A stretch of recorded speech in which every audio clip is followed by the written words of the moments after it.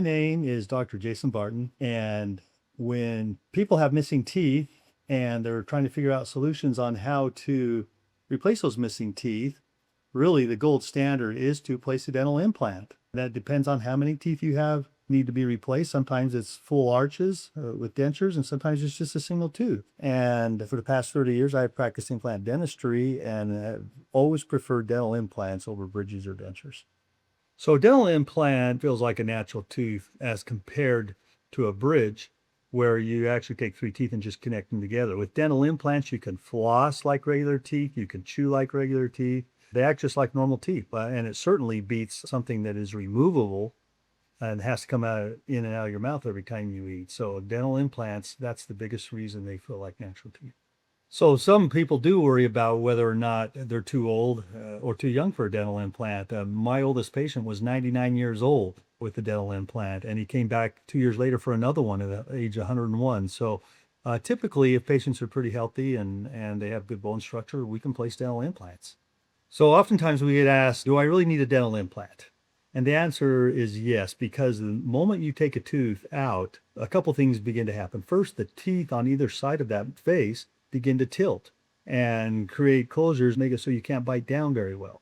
Second of all, the bone begins to dissolve and makes it very difficult to get an implant in the future. So there are certain indications why you need a dental implant, mainly so you can eat well and keep the teeth from shifting. So one of the greatest technologies we have in dentistry is that of 3D scanning and AI technologies, which help us look at the patient's mouth. It helps us to look at the quality of the bone and exactly where we can place those dental implants for the long-term success of those dental implants.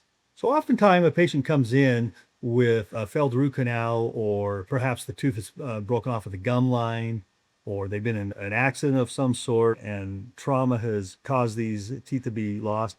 And the question we get is, can an implant be placed in this area?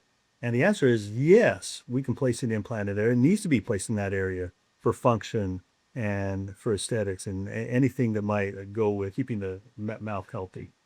One of the most common comments we get after we finally finish the work on a dental implant is the patient says, I should have done this years ago, because they can eat better, they can smile better, they're more confident when they're out in public, and they're life-changing services that we can offer our patients by getting dental implants.